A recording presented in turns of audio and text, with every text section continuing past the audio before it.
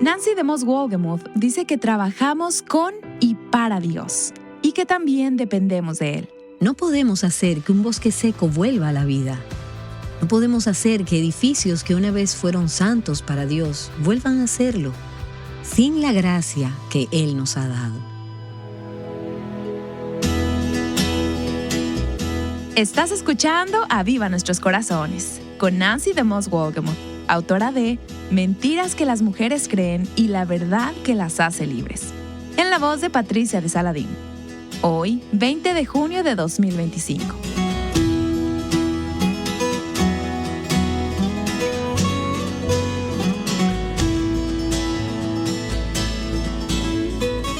Si te preguntara por tus compañeros de trabajo, creo que probablemente mencionarías a las personas con las que te relacionas en tu puesto de trabajo. Tal vez me hablarías de las personas con las que más te relacionas día tras día, o quizá mencionarías a los más pequeños de tu casa. Por otro lado, quizá a muchas de nosotras no se nos ocurriría mencionar al Señor como nuestro compañero de trabajo o colaborador. Bueno, pues el día de hoy Nancy nos enseña cómo y por qué podemos hacerlo. Ella vio originalmente este mensaje en una capilla de Revival Hearts dirigido a las embajadoras del ministerio en Michigan. Fue de tanto ánimo que queremos compartir este mensaje contigo. Escuchemos. Vamos a abrir nuestras Biblias en 1 Corintios capítulo 3 para dar un vistazo a este pasaje tan rico en contenido. Y he estado pensando y reflexionando mucho en lo que Dios ha hecho en mi vida. Estuve revisando algunos diarios viejos y encontré unas notas de un mensaje del 27 de agosto del 2001, exactamente una semana antes de lanzar Revival Hearts, el 3 de septiembre del año 2001. Y en aquella ocasión me invitaron a hablar en una conferencia regional de la Asociación Nacional de Radiodifusores Religiosos. Y el Señor me dirigió a enseñar sobre este pasaje. Y en el día de hoy no les voy a compartir lo que enseñé en aquella ocasión, pero hubo algunas cosas en ese momento que el Señor estaba poniendo en mi corazón en los inicios de Revival Hearts. Y el Señor me habló acerca de ser una mensajera en un tiempo como este. Y quiero ver todo este tema desde un ángulo un poco diferente en el día de hoy. En el contexto de este pasaje vemos que las personas estaban comparando a diferentes siervos del Señor. Pablo y Apolos eran los más conocidos, por lo que Pablo, hablando de esto, usa dos metáforas en este pasaje. Y en el día de hoy quiero que veamos solo una pequeña parte de este pasaje tan profundo que les mostrará algunas cosas sobre las cuales pensar y orar. La primera metáfora es agrícola y la segunda metáfora es arquitectónica. Él hace referencia primero a la agricultura y después a la arquitectura. Comencemos primero en el versículo 5, donde Pablo dice, ¿qué es pues Apolos? ¿Y qué es Pablo? Servidores. Ahora, más adelante en la segunda carta a los Corintios, en el capítulo 4, en el versículo 1, Pablo vuelve a usar esa palabra, pero es una palabra griega diferente, que hace referencia a los esclavos que remaban en la parte inferior de un barco de aquella época. Pero la palabra que Pablo usa aquí en 1 Corintios, capítulo 3, versículo 5, se usaría para describir a un mesero, a un ayudante, el que recoge los platos, alguien que no tiene una posición importante. Así que Pablo dice, ¿quién es Apolos? ¿Quién es Pablo? Ellos eran los líderes espirituales más famosos de su tiempo. Y sin embargo, él dice, son servidores, son meseros, son ayudantes, mediante los cuales ustedes han creído. Según el Señor dio oportunidad a cada uno. Yo planté, Apolos regó, pero Dios ha dado el crecimiento. Así que ni el que planta ni el que riega es algo, sino Dios que da el crecimiento. Y piensa en este término de siervo, servidores. Nadie le pone el nombre a un restaurante en honor a un mesero. Nadie nombra un estadio de béisbol en honor a un ayudante. No eriges un monumento en nombre de un siervo, ni se hacen movimientos en honor de los siervos. La meta de nuestro trabajo como colaboradores es poner el reflector en el Maestro, en Dios. Y como sus siervas estamos plantando semillas, utilizando la referencia a la agricultura. Estamos regando, estamos fertilizando esas semillas, pero solamente Dios puede dar el crecimiento. Y Él da ese crecimiento mientras nosotras, sus siervas, paciente y fielmente cumplimos con el trabajo que Él nos ha encomendado dentro de su gran plan. Y luego vemos la promesa, al llegar al versículo 8, que Él recompensará a cada siervo por su labor fiel. No tenemos los mismos roles, tenemos funciones diferentes, llamados distintos, posiciones diferentes y responsabilidades diferentes. Pero el Señor dará recompensa a cada uno por haber hecho el trabajo que le fue encomendado con fidelidad. Leamos el versículo 8. Ahora bien, el que planta y el que riega son una misma cosa. No me importa tu título o tu descripción de puesto en el trabajo en el ministerio, somos uno, pero cada uno recibirá su propia recompensa conforme a su propio trabajo, porque nosotros somos colaboradores en la labor de Dios. Y es difícil para mí no detenerme en cada una de estas palabras porque son tan preciosas y tan importantes. Pero solo vamos a dar un vistazo general. ¿Cuál es la recompensa que Él dará a cada una de nosotras por cumplir nuestra labor fielmente dentro del cuerpo de Cristo y dentro de este ministerio? ¿Cuál es la recompensa? Bueno, la recompensa es el fruto de nuestro trabajo. Él nos dará esa recompensa. Y no estamos buscando recompensa terrenal o monetaria. Esa no es la razón por la que estamos sirviendo en el ministerio. Tú no estás aquí para hacerte rica en términos de este mundo, sino que somos ricas en términos espirituales al ver las vidas transformadas por el poder del Evangelio. Yo no sabía nada de golf hasta que me casé con Robert Wolgemuth y ahora soy una aficionada. Si eres una aficionada del golf, sabes acerca del campeonato de la PGA, de la PGA. Este campeonato se realizó el año pasado en un lugar llamado Oak Hill Country Club, o el Club de Golf de la Colina del Roble. El yerno de uno de nuestros amigos en el ministerio participa en ese campeonato y hace un tiempo me envió un artículo que hablaba acerca de este club de golf, y hay un párrafo muy interesante relacionado con lo que estamos estudiando. Habla de la historia de este club y dice lo siguiente. Cuando se inauguró en el año 1926, el Club de Golf de Oak Hill no tenía ningún roble. No tenía muchos árboles de ningún tipo. Y si ves las fotos actuales, es un lugar muy hermoso y tiene estos preciosos y enormes robles alineados en las pistas, así se llaman. Todavía soy un aprendiz de golf. Y bueno, el artículo continúa diciendo, su estética boscosa se arraigó gracias a los esfuerzos de uno de sus miembros, John R. Williams, que era médico y un entusiasta de la horticultura. Él proclamaba su creencia en el Todopoderoso como el mayor arquitecto paisajista de todos. Y los planes de este hombre exigían que Oak Hill hiciera honor a su nombre. Y sigue diciendo, Dios quiere que este lugar haga honor a su nombre. John R. Williams asumió el papel de Johnny Appleseed. Johnny Appleseed fue un hombre que fue un pionero en la siembra de cientos de semillas y él esparció tantas semillas por el suelo que afirmó haber perdido la cuenta al llegar a las 75,000 semillas plantadas.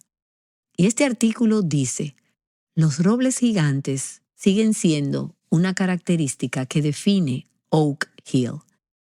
Cuando John Williams estaba plantando esas 75,000 semillas o más, no pudo haber imaginado, más que con los ojos de su mente, el aspecto que tendría algún día este club. Pero eso no sucedió de la noche a la mañana. La recompensa no llegó de la noche a la mañana y probablemente él no vivió para ver el fruto de las semillas que plantó. Pero nosotros podemos hoy disfrutarlo. Hace poco leí otro artículo con un tema similar que me intrigó. Y se trata de un artículo sobre un famoso fotoreportero brasileño que pasó años documentando el genocidio de Ruanda. Cuando regresó a Brasil, donde él había crecido, estaba física y emocionalmente agotado por todas las atrocidades que había visto durante la guerra. Y cuando llegó a casa, se sorprendió al ver que el lugar donde había crecido, donde había vivido, el lugar al que él llamaba hogar, que antes había sido un exuberante bosque húmedo tropical, ahora estaba totalmente destruido debido a un proceso de deforestación. Se talaron los árboles y todo el entorno cambió. Casi no había árboles y la vida salvaje había desaparecido. Fue devastador. Y este artículo decía, ¿qué hacer ante semejante masacre del medio ambiente? Y esto puede hacer que el individuo se sienta pequeño e impotente al reflexionar sobre el impacto que realmente podemos tener. Y hay tantos paralelismos aquí con lo que intentamos hacer al vivir en la masacre medioambiental espiritual que nos rodea. El autor del artículo continuó diciendo, algo de lo que hagamos hará la más mínima diferencia. Y bueno, el fotoreportero brasileño Sebastião Salgado y su esposa Leila decidieron demostrar lo que puede hacer un pequeño grupo de personas apasionadas y entregadas a su trabajo de cambiar el proceso de deforestación por el de reforestación, revivir, por así decirlo. Y Salgado dijo, la tierra estaba tan enferma como yo. Todo estaba destruido. Solo el 0.5% de la tierra estaba cubierta de árboles. Y entonces mi esposa tuvo la fabulosa idea de replantar este bosque. Ella creía que la tierra podía ser restaurada a su antigua gloria. Entonces, ¿qué hicieron? Bueno, empezaron a plantar árboles, un árbol a la vez. En los siguientes 20 años, plantaron 2 millones de árboles. Las fotografías aéreas muestran desde el momento en que ellos regresaron a Brasil y cómo estaban destruidos los árboles y la ausencia de vida salvaje, y después muestra la secuencia a lo largo de los años hasta el día de hoy. El lugar está prácticamente irreconocible, totalmente cambiado.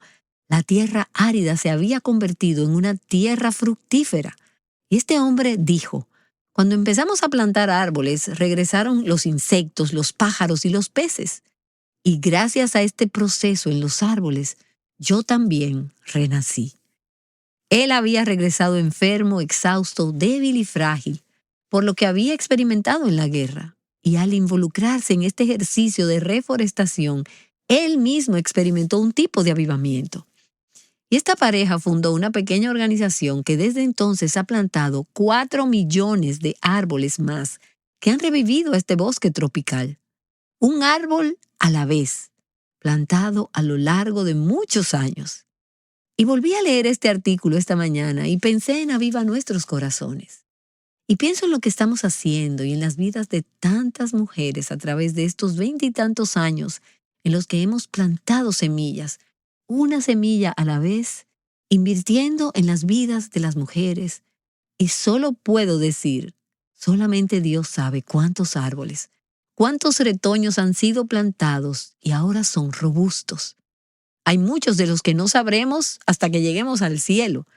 Y eso probablemente es algo bueno. Piensa en los próximos 20 años. ¿Cuántos retoños más podrían ser plantados? ¿Cuántas vidas más podrían ser impactadas?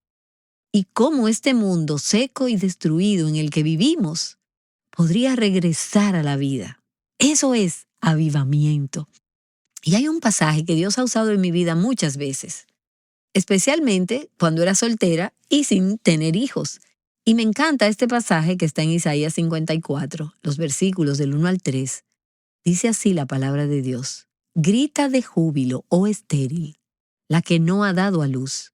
Prorrumpe en gritos de júbilo y clama en alta voz la que no ha estado de parto, porque son más los hijos de la desolada que los hijos de la casada, dice el Señor.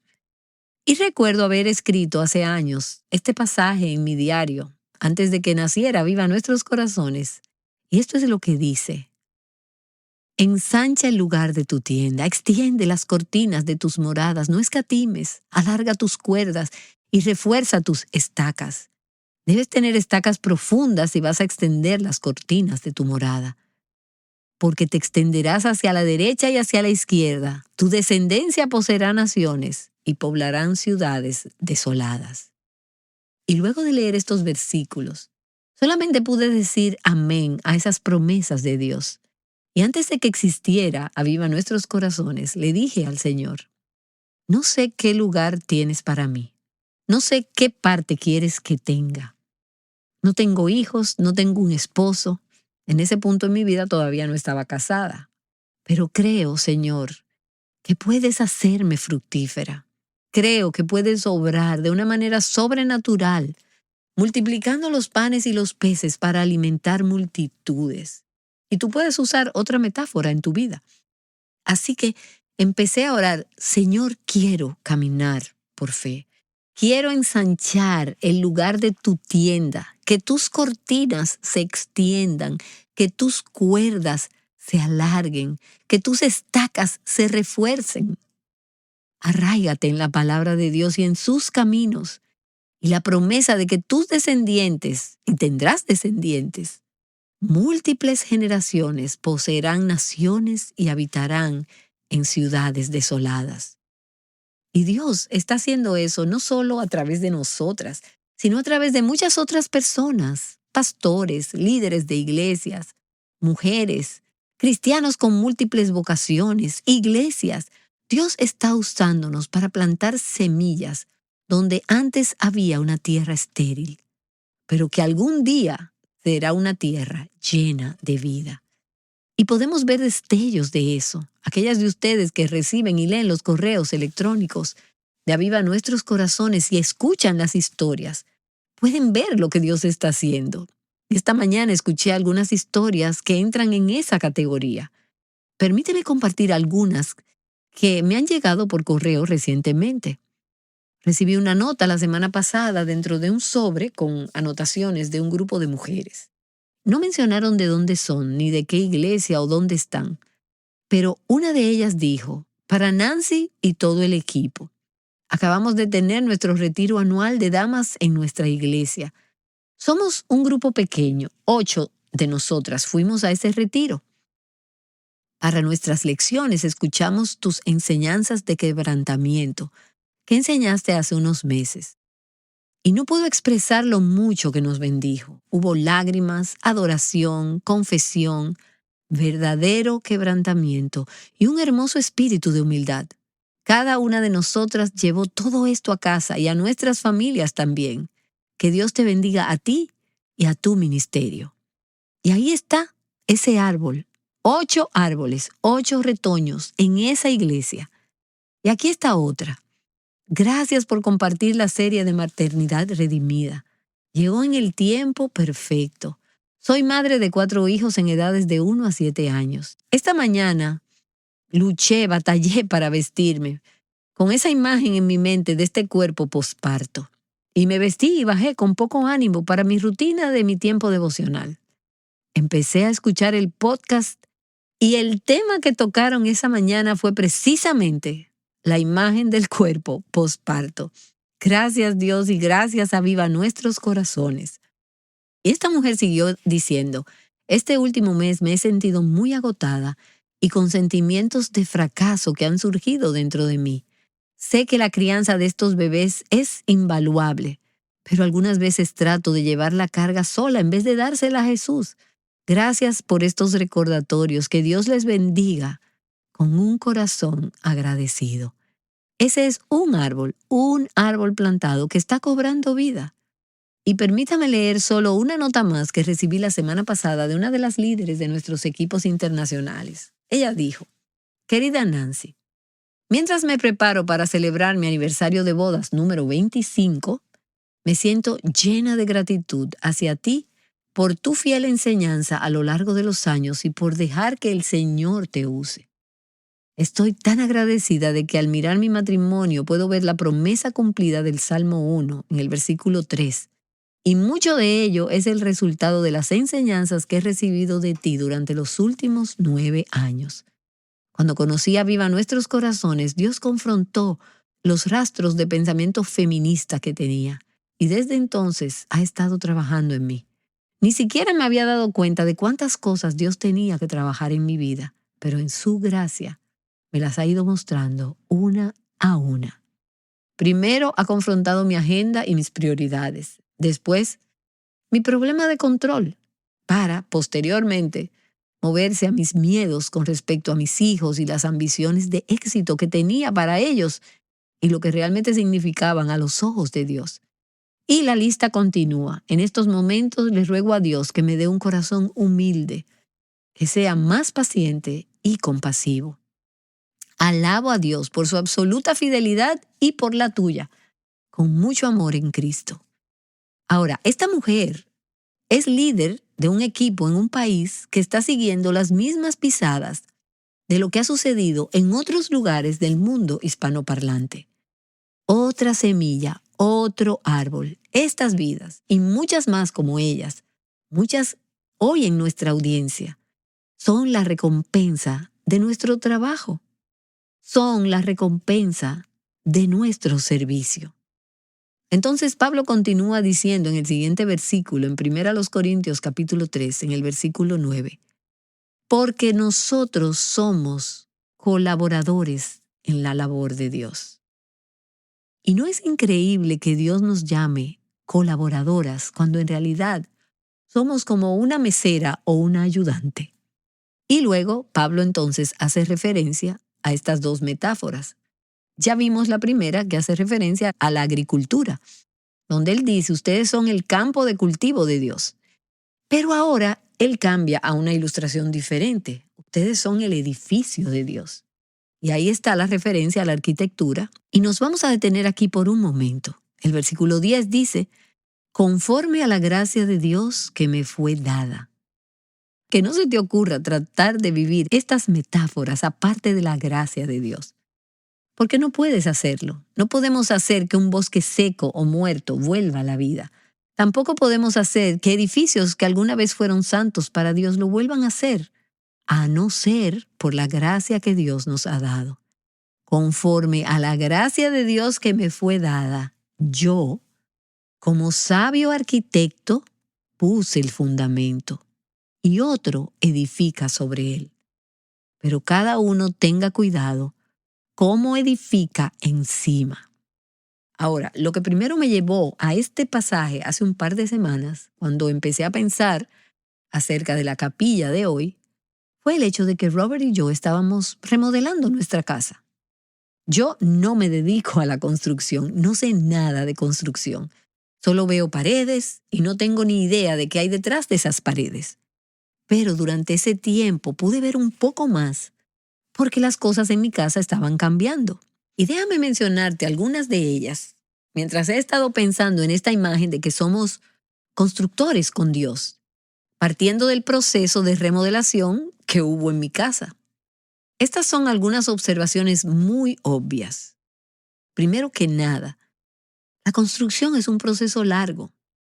Se necesita hacer planes y toma muchísimo más tiempo de lo que habías imaginado. Número 2, también requiere paciencia. Mucha más paciencia de lo que pude haber imaginado. En un momento pensé, bueno, ya llevan 2 semanas en este pequeño cuarto. ¿Por qué están tardando tanto tiempo? Número 3, es trabajo pesado, es trabajo duro. Podía ver a estos hombres sudando y trabajando fuertemente y terminaban el día exhaustos. Número 4, es un trabajo sucio. Quise traer algunas fotografías, pero no me dio tiempo. Había un desorden en el lugar donde estaban trabajando. Número 5, también interrumpe la rutina diaria.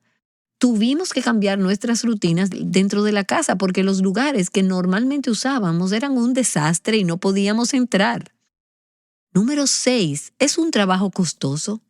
Es mucho más caro de lo que pude haber imaginado porque primero te dan el presupuesto original y después te das cuenta de que había cosas que el presupuesto no incluía. Y cuando termina la remodelación dices, wow, esto salió muy caro. ¿Cómo es posible que haya sido tan costoso? Número 7. Hay muchísimas decisiones que tomar sobre las cosas grandes y pequeñas, porque vivirás con esas decisiones por mucho más tiempo del que probablemente pensaste, con la esperanza de que esta será la última remodelación. Este proceso de construcción involucra a muchas personas con diferentes talentos y profesiones distintas. Y tuvimos a muchas de estas personas entrando y saliendo de la casa. Algunos eran constructores, otros hicieron los planos, otros diseñaron, y personas que entraban y salían revisando las cosas. Y al verlos, todos ellos tenían diferentes talentos, diferentes fortalezas y eran expertos en diferentes áreas. Es importante escoger al contratista adecuado. Y qué alegría da el mirar alrededor de esta sala y pensar en todas estas personas que nos acompañan por medio del Internet en el día de hoy y que son parte de este equipo que Dios ha levantado mientras construimos algo hermoso para el Señor. Hay errores que se cometen en el proceso y necesitamos continuar inhalando gracia y exhalando gracia. Y hay algo más que también me impactó. Cuando estás remodelando, tienes que deshacerte de lo viejo antes de construir algo nuevo. Tuvimos que demoler áreas de nuestra casa. El contratista me contó que cuando quitaron parte del techo de uno de los baños, encontraron 4 ratones muertos. Y yo estaba segura de que debía haber más, incluyendo la suciedad que viene con ellos. Tienes que deshacerte de lo que está dañado, de lo viejo, de lo que ya no sirve. Y no me refiero solo al edificio o a la casa en general, sino también a las cosas que guardas en gavetas. De hecho, eso fue lo que hice, como si estuviera en algún tipo de misión. Tenía esta carpeta enorme en el cuarto de lavado con toda clase de garantías y de información acerca de las diferentes cosas de mi casa. Me deshice de la mayoría de ellas, pero guardé algunas cosas porque pensé que serían interesantes. Por ejemplo, había 2 juegos de instrucciones para 2 modelos diferentes de teléfonos inalámbricos con altavoz. Ya no los necesito. Había instrucciones para un radiocasete. Ya no las necesito. Pero sí conservo las instrucciones sobre cómo usar una plancha. Esa la conservo. Para una tabla de planchar que todavía tengo. Y para una cafetera que ya no tenemos pero que usamos mucho. Ya no necesito esas instrucciones. Y todavía tengo más aquí. Tengo instrucciones para un aro de baloncesto que solíamos tener en nuestra entrada, que ya no existe. Instrucciones para montarlo y el manual del propietario. Ya no necesito eso. Tostadoras de 2 y de 4 rebanadas. Si necesitas instrucciones para esa, ven por ellas. Y también había en esa carpeta un manual para una máquina de sacar malezas. Bueno, pero este es el punto. Ya no necesito esas cosas. Entonces, ¿por qué las tenía guardadas en mi casa? Porque necesitaba tomar tiempo para limpiar, para deshacerme de las cosas que ya no sirven. Y eso es precisamente lo que estamos haciendo en las vidas de las personas. Y es lo que necesitamos hacer en nuestras propias vidas. Parte del proceso de construcción es deshacerte de lo viejo, de lo inútil, lo dañado, antes de poder construir algo nuevo. Versículo 10. Pero cada uno tenga cuidado cómo edifica encima. Pues nadie puede poner otro fundamento que el que ya está puesto, el cual es Jesucristo. Ahora bien, si sobre este fundamento alguien edifica con oro, plata, piedras preciosas, madera, heno, paja, 2 tipos de materiales muy diferentes, la obra de cada uno se hará evidente. Durante el proceso de remodelación de mi casa, estuvimos conversando con el contratista que trabajó para nosotros y él nos explicaba que algunos constructores tratan de economizar usando materiales de menor calidad. Pero él nos dijo que tarde o temprano esas decisiones tienen consecuencias y entonces luego tienes que arreglarlas, lo que hace el proceso de remodelación más difícil. La obra de cada uno se hace evidente. Y también nos dijo, yo soy de la vieja escuela. Aparecen nuevos productos para la construcción y los vendedores convencen a los constructores de que los compren. El problema es que algunos de estos materiales cuestan el doble, pero eso no significa que sean mejores. Y nos explicó acerca de algunos de ellos. Algunos de los productos nuevos que se usan hoy en día son unas envolturas rosas llamada Tyvek, que es como un material sintético hecho de fibras, pero que no dura mucho tiempo. No dura lo que los materiales antiguos duran. Y pensemos por un momento en cómo estamos construyendo. ¿Qué materiales estamos usando? ¿Materiales que van a durar como el oro, plata y piedras preciosas? ¿O materiales que se consumen con el fuego como la madera, el heno y la hojarasca? La obra de cada uno se hará evidente, porque el día, ¿a qué día se refiere aquí? Al día final. Ese día, el día del juicio final, dará a conocer la obra de cada quien, pues con fuego será revelada. El fuego mismo probará la calidad de la obra de cada uno, no solo la mía, sino la tuya y la de todas. Si permanece la obra de alguien que ha edificado sobre el fundamento, recibirá recompensa. Y aquí está la promesa una vez más. Ya sea que uses la metáfora de agricultura o la de arquitectura, un campo o un edificio, habrá una recompensa. Si la obra de alguien es consumida por el fuego, sufrirá pérdida. Sin embargo, él será salvo, aunque así como a través del fuego. En la temporada en que nuestra casa era un desorden y las cosas estaban por todos lados, las personas que estaban trabajando allí lo hacían con bastante cuidado, pero había mucho ruido. Recuerdo que debíamos grabar un video en la casa, pero no hubo manera de que pudiéramos hacerlo. Había personas entrando y saliendo y era muy incómodo. Sin embargo, eso era lo que nos ayudaba a enfocarnos en el resultado, lo que esperábamos que fuera el producto final. Así que mantén tu mirada puesta en la recompensa mientras servimos al Señor. Mantén tu mirada puesta en la meta. George Whitefield, el evangelista británico que fue usado grandemente por Dios en el primer gran avivamiento, dijo que el único epitafio que él quería en su tumba era: aquí yace George Whitefield. ¿Qué tipo de hombre fue? El gran día lo descubrirá. Cualquier persona que haya estudiado acerca del avivamiento puede pensar que sabe mucho acerca de George Whitefield. La gente pensaba que sabía mucho acerca de él. Fue muy famoso en su época. Sin embargo, él dijo: el verdadero hombre que soy lo revelará ese día. Y continuando en el versículo 16 de 1 Corintios capítulo 3, Pablo dice: ¿no saben que ustedes son templo de Dios y que el Espíritu de Dios habita en ustedes? Y podríamos detenernos aquí un buen tiempo, ¿verdad? Si alguno destruye el templo de Dios, Dios lo destruirá a él, porque el templo de Dios es santo, y eso es lo que ustedes son. Ustedes son santos, ustedes son el templo de Dios. Pablo dice que somos colaboradores con Dios, trabajamos con Él, sembrando y regando semillas en un campo, y como constructores edificando sobre el fundamento que es Cristo. Y Él nos dice, en ese trabajo, en esa labor, y es ciertamente una labor, cada uno debe cuidar la forma de cómo construye, de cómo edifica sobre ese fundamento. No con descuido, ni con dejadez, no tomando atajos, no reduciendo costos espiritualmente hablando, sino teniendo cuidado de cómo construimos.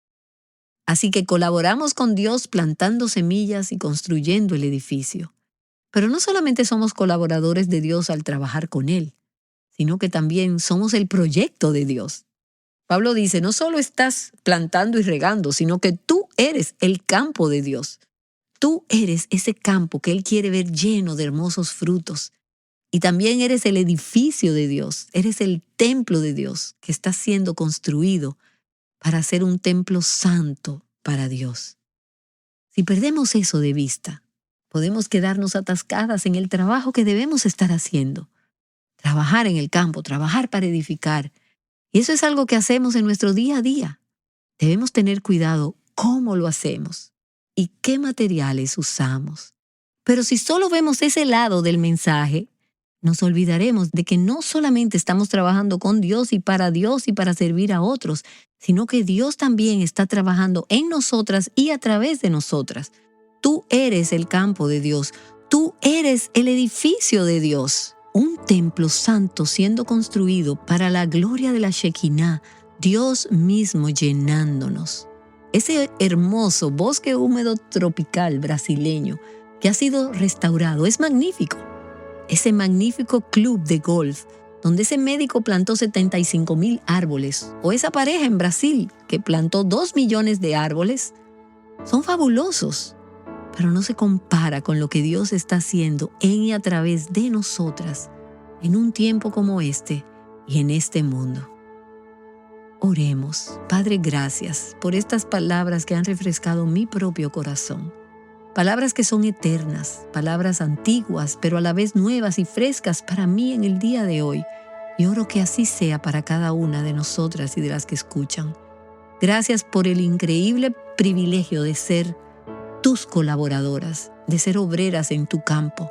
Te pido que podamos trabajar en tu edificio, en el templo en el que tú estás construyendo, en tu iglesia, para que sea un lugar donde more tu gloria. Gracias, porque no solo estás trabajando a través de nosotras, y nosotras no solo estamos trabajando para ti. Ayúdanos a hacerlo bien. Ayúdanos a tener cuidado de cómo construimos. En este pasaje que hemos visto hoy hay un sentir de unidad. Somos un solo cuerpo y de ninguna manera una es más importante que la otra. Pero al mismo tiempo hay una responsabilidad individual. Cada uno recibirá recompensa por su propio trabajo. Y oro por mis hermanos, por mis hermanas que están trabajando hoy. Dales gracia, danos gracia. Concédenos dependencia y humildad para depender de ti y que jamás pensemos que podemos hacer esto sin ti. Danos fe para ver cuál puede ser y cuál será el resultado. Amén y amén. Y luego, mientras trabajamos, recuérdanos que nosotras mismas somos un campo, somos un edificio en el que tú estás trabajando. Gracias, Señor, porque después de más de 60 preciosos años de caminar contigo, de servirte, de crecer en ti, gracias porque todavía estás trabajando sobre mí y en mí. Todavía quieres producir un mejor campo, una tierra más fructífera.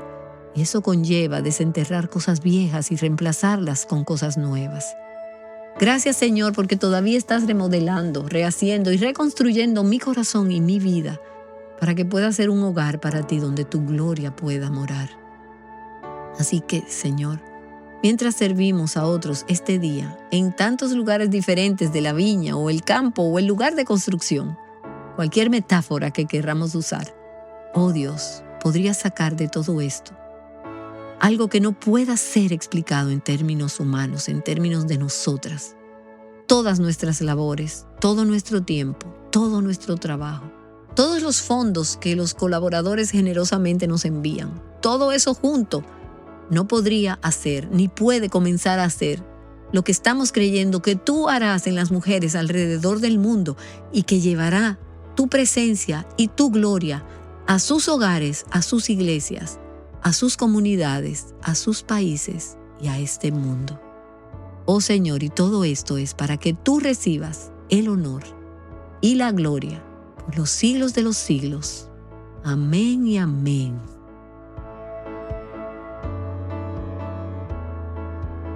Amén. Gracias, Nancy, por estos útiles y alentadores pensamientos del capítulo 3 de Primera a los Corintios.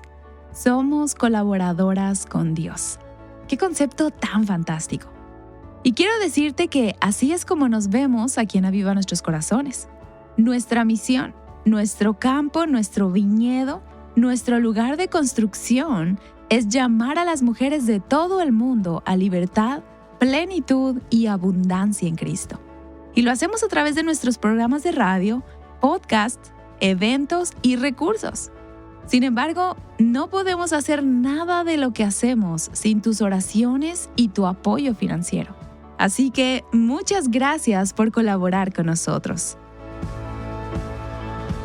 La próxima semana iniciaremos la semana 2 de nuestro estudio En Busca de Dios, en donde estaremos hablando sobre humildad.